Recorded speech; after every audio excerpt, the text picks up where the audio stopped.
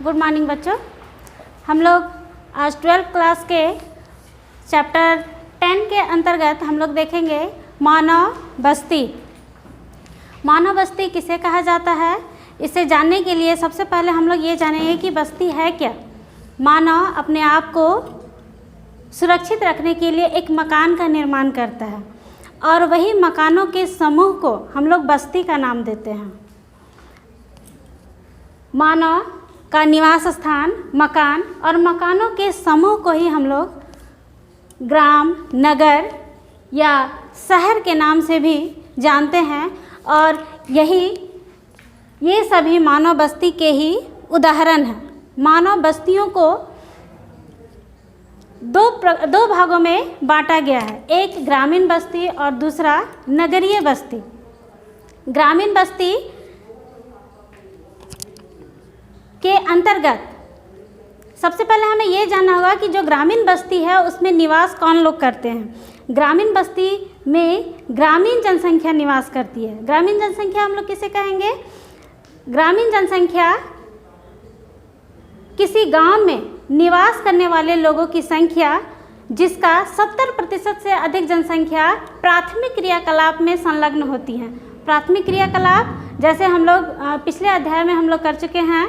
प्राथमिक क्रियाकलाप के अंतर्गत कृषि, पशुपालन, खनन, मत्स्यन जैसी क्रियाएं सम्मिलित होती हैं। अर्थात किसी ग्राम का या किसी क्षेत्र की जनसंख्या 70% जनसंख्या यदि प्राथमिक क्रियाओं में संलग्न हो तो वह ग्रामीण जनसंख्या कहलाती है। और वही ग्रामीण जनसंख्या जब किसी बस्ती में निवास करती है तो उसे ग्रामीण बस्तियों का नाम दिया जाता है। ग्रामीण बस्तियों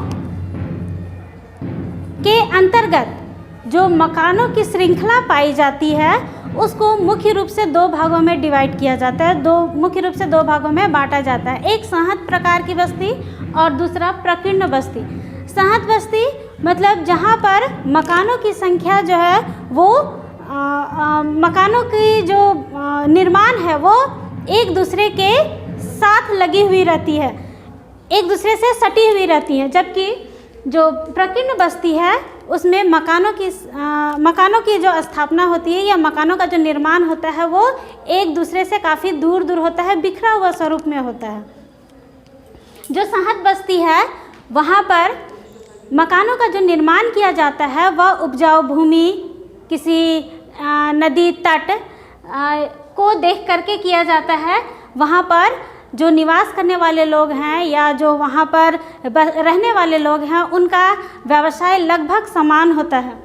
जैसे अगर कोई कृषि कर रहा है तो वहाँ पर कृषि करने वाले ही लोग होंगे। अगर मछुआरों का समूह है तो सिर्फ मछुआरों का ही वहाँ समूह पाया जाता है और वे उसी रूप में संहत रूप में अपने एक दूसरे के मकान से सटा करके अपने मकान को बनाते हैं और निवास करते हैं।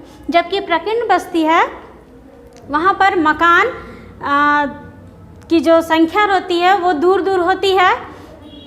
एक मकान यहाँ पर है तो दूसरा मकान कुछ दूरी पर, और जो लोग वहाँ निवास कर रहे हैं उनका जो व्यवसाय है वो भी अलग अलग व्यवसाय होता है। तो इस आधार पे उनको दो भागों में बांटा गया है। इसके अलावे भी जो ग्रामीण बस्तियाँ हैं, ग्रामीण बस्तियों में मकानों के अवस्थिति या मकानों के निर्माण के आधार पर भी उसे बांटा जाता है। आपके एग्ज़ाम में ये लॉन्ग क्वेश्चन भी आते हैं जिसमें ये पूछा जाता है, डायरेक्ट ये पूछा जाता है कि ग्रामीण बस्ती से आप क्या समझते हैं और ग्रामीण बस्तियों के प्रतिरूप को आप बतलाएं।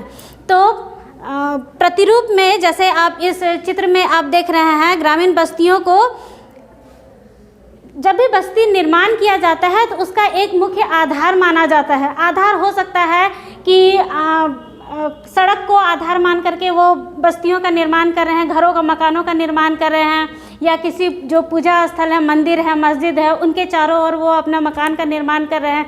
कोई नदी है, तालाब है, झरना है, उनके किनारे वो निर्माण कर रहे हैं। या हो सकता है कि किसी नदी घाटी के दोनों छोर की ओर वो निर्माण कर रहे हैं। तो मकानों के निर्माण के आधार पर मानव बस्तियों के प्रतिरूप को डिवाइड किया जाता है। पहला है, आप देखिए, रैखिक प्रतिरूप, जिसमें एक बीच में एक सड़क मार्ग है और उसके दोनों ओर मकानों का निर्माण हुआ है। चौक पट्टी प्रतिरूप, जिसमें चौराहे हैं, 4 सड़कों का समूह है, जिसमें सड़कों के दोनों ओर मकानों का निर्माण हुआ है, जिसको देखने से स्पष्ट होता है किसी चौक पर इस प्रकार के प्रतिरूप बनते हैं या मिलते हैं। वैसे ही तारे के आकार का प्रतिरूप, कहीं कहीं आप देखिएगा कि एक केंद्र पर कई क्षेत्रों से सड़कें आकर के मिलती हैं, तो वहाँ पर देखने से ऐसा प्रतिरूप मिलता है। वैसे ही टी आकार का प्रतिरूप है, वैसे ही वृत्ताकार प्रतिरूप है। यहाँ पर आप देखिए दोहरा प्रतिरूप मतलब एक सड़क है और उसके नीचे ओवरब्रिज है, पुल है, पुलिया है और उसके चारों ओर भी मकानों का निर्माण होता है। तो इस प्रकार से हम लोग देखते हैं कि ये मानव बस्तियाँ, जिसमें ग्रामीण बस्तियाँ हैं, ग्रामीण बस्तियों में कौन सी जनसंख्या निवास करती हैं, उनके निवास स्थल के रूप में जो मकान है वो मकान किस रूप में निर्मित होते हैं, किस रूप में बनाए जाते हैं।